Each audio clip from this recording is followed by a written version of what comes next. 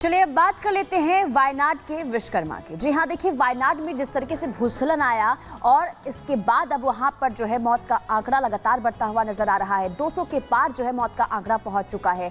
अब जिधर नजर जाए वहां सिर्फ मलबा ही मलबा नजर आ रहा है और आशंका है कि उस मलबे के नीचे सिर्फ लाशें मिल सकती है। लेकिन इसके बावजूद भी लोग वहां पर चमत्कार की उम्मीद लगाए बैठे हैं और यही वजह है कि रेस्क्यू टीम लगातार वहां पर रेस्क्यू ऑपरेशन को अंजाम दे रहे हैं। लेकिन रेस्क्यू टीम के सामने जो सबसे ज्यादा मुसीबत आ रही है वो ये कि पुल वहां पर टूट गया, जिसके बाद काफी दिक्कतें हो रही है।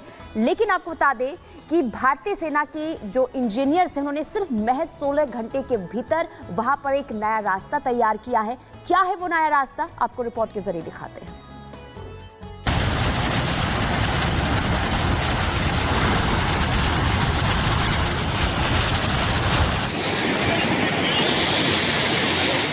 वायनाड में तेज बारिश के बाद हुए लैंडस्लाइड में मरने वालों की तादाद 200 से ज्यादा हो गई है। एनडीआरएफ, एसडीआरएफ और सेना के जवानों ने मिलकर वहां सैकड़ों लोगों की जिंदगियां बचाई हैं, लेकिन अब भी वहां बड़ी तादाद में लोग लापता हैं। उस पर वहां मौसम का रुख ऐसा है कि वहां बचाव और खोजी ऑपरेशन को जारी रखना एक बड़ी चुनौती बनी हुई है। लेकिन इसके बीच वहां भारतीय सेना ने चुरलमाला और मुंडाकई को जोड़ने वाली बेली ब्रिज का निर्माण महज 24 घंटे के अंदर पूरा करके एक नया रिकॉर्ड बना दिया है। 190 फीट लंबे इस पुल का निर्माण हो जाने के बाद अब यहां चल रहे बचाव और खोजी अभियान को गति मिलेगी। जानकारी के मुताबिक सेना ने 190 फीट लंबे पुल का निर्माण महज 16 घंटे में किया है। सेना की मद्रास इंजीनियरिंग टीम ने 31 जुलाई को रात 9 बजे काम शुरू किया। 1 अगस्त को सेना के इंजीनियर्स ने शाम 5:30 बजे पुल का निर्माण पूरा कर लिया। सेना के मुताबिक इस बेली ब्रिज का निर्माण फौलादी स्टील से हुआ है और ये 24 टन तक का भार ढो सकता है। आपको बता दें कि वायनाड में हुए भूस्खलन के बाद इस पुल की अहमियत बहुत ज्यादा बढ़ गई है, क्योंकि चुरलमाला और मुंडाकई को जोड़ने वाले इस पुल के निर्माण के बाद अब यहाँ चल रही खोजी अभियान को तेज गति मिल सकेगी, क्योंकि भारी पत्थरों के नीचे अभी यहाँ सैकड़ों लोगों के दबे होने की आशंका है। लिहाजा कई टन वजनी पत्थरों और बल्बों को हटाने के लिए जिन भारी भरकम मशीनों की जरूरत है वो इस पुल के जरिए ही इस पार लाए जा सकते हैं।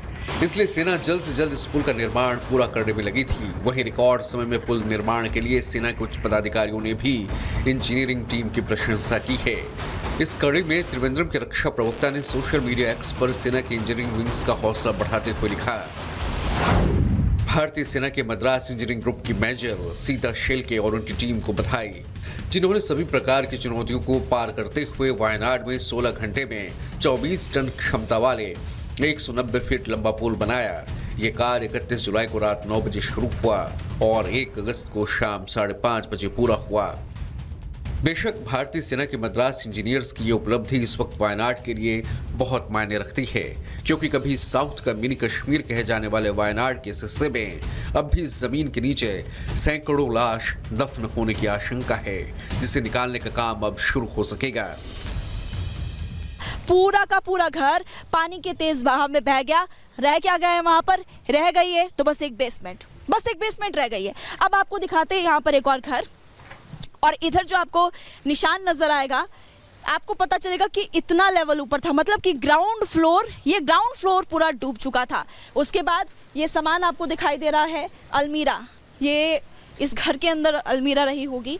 इसके अंदर आपको लोगों का सामान भी नज़र आ रहा है। देखिए ये सामान लोगों का वैसा ही पड़ा है, लेकिन लोगों की जान चली गई।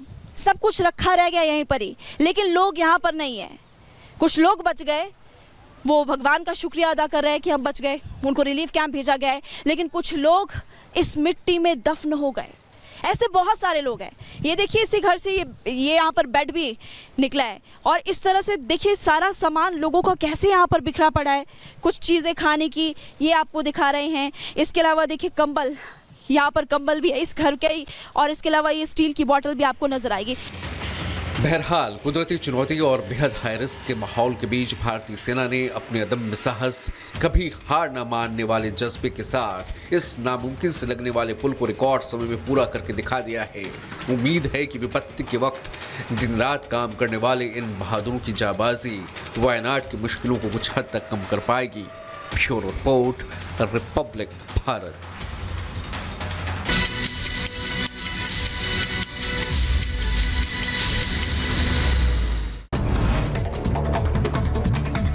चलिए रुक करते हैं 2 मिनट में। भारत का उत्तर भारत के कई हिस्सों में मूसलाधार बारिश और लैंडस्लाइड से भारी तबाही मची है। बारिश और बाढ़ से 20 लोगों की जान चली गई है। केदारनाथ धाम यात्रा मार्ग में फंसे लोगों का रेस्क्यू लगातार जारी है। हेलीकॉप्टर से 737 यात्रियों को रेस्क्यू किया गया। एसडीआरएफ, एनडीआरएफ, डीडीआरएफ की टीम रेस्क्यू अभियान में जुटी। और इधर हरिद्वार में बारिश के बाद सोलानी नदी उफान पर है। रुड़की और लक्सर के दर्जनों गांवों में मंडराया है बाढ़ का खतरा।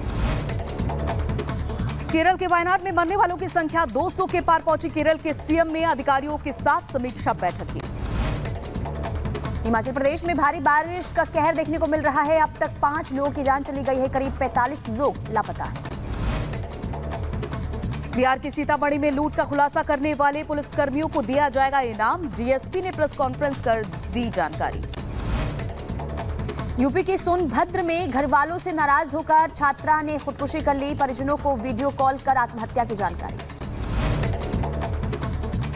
यूपी के मेरठ में हुए तिहरे हत्याकांड में 5 अगस्त को कोर्ट सुनाएगी फैसला। नृशंस हत्याकांड में 14 लोगों पर हत्या का आरोप। उत्तराखंड के उधम सिंह नगर में नदी में मिला महिला का शव। नदी में बैग में बंद था महिला का शव। उत्तराखंड के हरिद्वार में कांवड़ियों की बाइक की आमने सामने भिड़ंत हो गई। दोनों बाइक में लगी आग।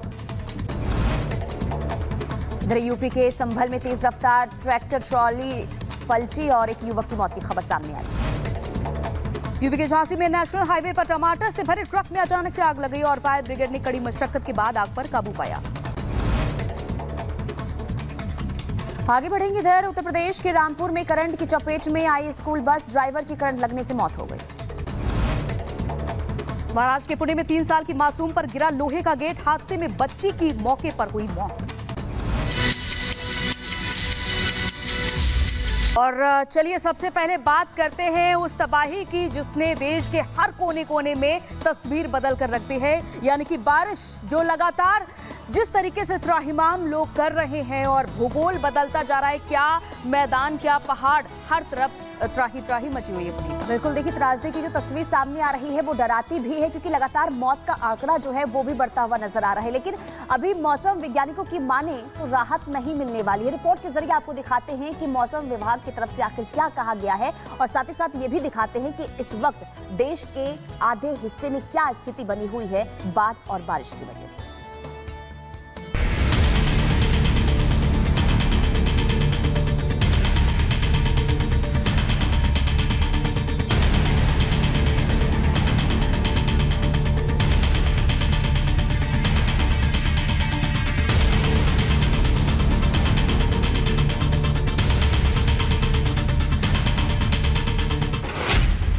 बाढ़ बारिश से मचा त्राहिमाम।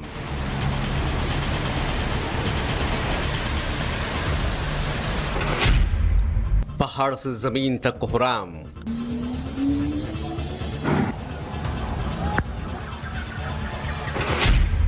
हिमाचल में सड़क पर सैलाब।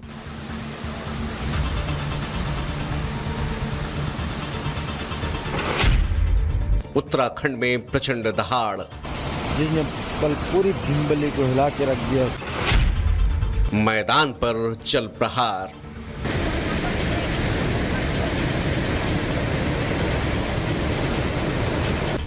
लगातार हो रही बारिश से जमीन से लेकर पहाड़ों तक तबाही मची है, लेकिन कुदरत का सबसे बड़ा कहर पहाड़ों पर टूटा है। हिमाचल प्रदेश और उत्तराखंड में बादल फटने से भारी तबाही हुई है।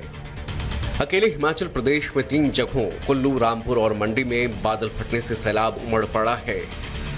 कुल्लू के मणिकर्ण में इमारत ढह गई तो रामनगर में पावर प्रोजेक्ट इसकी चपेट में आ गया।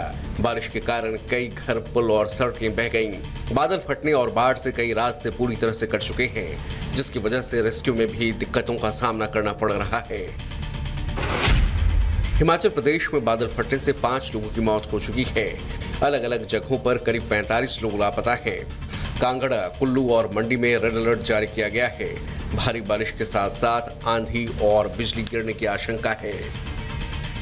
हमारा रामपुर क्षेत्र में एक जगह है जहां क्लाउड बर्स्ट हुआ, जिसके कारण नदी के किनारे जो लोग रह रहे थे, निश्चित रूप से एनडीआरएफ की टीम, एसडीआरएफ की टीम और हमारे डिप्टी कमिश्नर्स, हमारे एसडीएम सब घटनास्थल पर है, पुलिस विभाग घटनास्थल पर है। वहीं उत्तराखंड का भी हाल बुरा है। यहाँ की तस्वीरें भी कुछ कम भयावह नहीं हैं। टिहरी के बाद केदारनाथ में भी बादल फटने से तबाही है। कहीं पहाड़ दरकने से रास्ते बंद हो गए तो कहीं नदियों में उफान से सड़कें गायब हो गईं। लगातार हो रही बारिश से हरिद्वार में गंगा का जलस्तर भी काफी बढ़ गया है। रुद्रप्रयाग में हुई भारी बारिश के बाद केदारनाथ धाम में भीमबली में भी बादल फटा। बादल फटने से लगभग 30 मीटर पैदल मार्ग पूरी तरह से नष्ट हो गया। केदारनाथ मार्ग पर रामबाड़ा के पास मंदाकिनी के सैलाब में 2 पुल बह गए। चारधाम यात्री भी हमारे सभी सुरक्षित रहें, उसके लिए भी लगातार सभी अधिकारी हमारे अलर्ट मोड में हैं। मौसम विभाग की जिस प्रकार की सूचना आ रही है उसके अनुरूप आगे भी उसको प्रसारित किया जा रहा है, लोगों तक पहुंचाया जा रहा है। और हमारी पहली प्राथमिकता है कि हर प्रकार से जो जान माल है उसको बचाया जाए, लोगों को सुरक्षित स्थानों पर पहुंचाया जाए, उसके लिए काम कर रहे हैं। जो अधिकारियों से कहा है कि किसी भी प्रकार से हमारे जितने भी आपदा प्रभावित लोग हैं उनको हर संभव जो भी सहायता है वो सहायता पहुंचाई जाए। पहाड़ से लेकर मैदान तक कुदरत की दहाड़ कुछ इस तरह सुनाई दे रही है मानो इस बार मानसून प्रतिशोध लेने पर आमादा है। देश भर के 16 राज्य इन दिनों कुदरत का प्रकोप झेल रहे हैं। 52 जिले बारिश और बाढ़ से बुरी तरह प्रभावित हैं। 254 गांवों में बाढ़ और बारिश से तबाही मची है। 214 घर जल प्रहार की बलि चढ़ चुके हैं। 24 घंटों में ही बाढ़ बारिश की चपेट में आकर मरने वालों की तादाद 135 से ज्यादा है। देश के कई हिस्सों में लगातार हालात बिगड़ रहे हैं। लोगों का जीना मुहाल है। हालांकि प्रशासन से लेकर जवान मुस्तैद नजर आ रहे हैं, तो वहीं मौसम विभाग भी प्रशासन के साथ साथ लोगों को अलर्ट जारी कर चेतावनी दे रहा है। Bureau report, Republic Bharat. पहाड़ से लेकर मैदान तक क्या हालात बने हुए हैं, ये रिपोर्ट के जरिए हमने आपको दिखाई। लेकिन देखिए, आसमानी आफत का सबसे ज्यादा असर जो है वो केरल के वायनाड में अंजलि देखने को मिला है, क्योंकि भूस्खलन के बाद वहां पर आर्मी और एनडीआरएफ की टीम जो है लगातार रेस्क्यू ऑपरेशन में जुटी हुई है। लेकिन वायनाड के लोगों की माने तो उनका ये कहना है कि मलबे के नीचे जो लोग दबे हुए होंगे उनका बचना नामुमकिन है। बिल्कुल, लेकिन इस सब के बावजूद वहां की जो टीम है, रेस्क्यू टीमें लगातार इस बचाओ अभियान में जुटी हुई हैं, इस उम्मीद के साथ कि शायद मलबे से किसी को जिंदा बचाया जा सके। लेकिन इधर मौसम विभाग की जो रिपोर्ट है वो और भी ज्यादा डरा रही है। इसी से जुड़ी हमारी ये रिपोर्ट देखिए कि आखिर देश के कोने कोने में कैसा हाल है।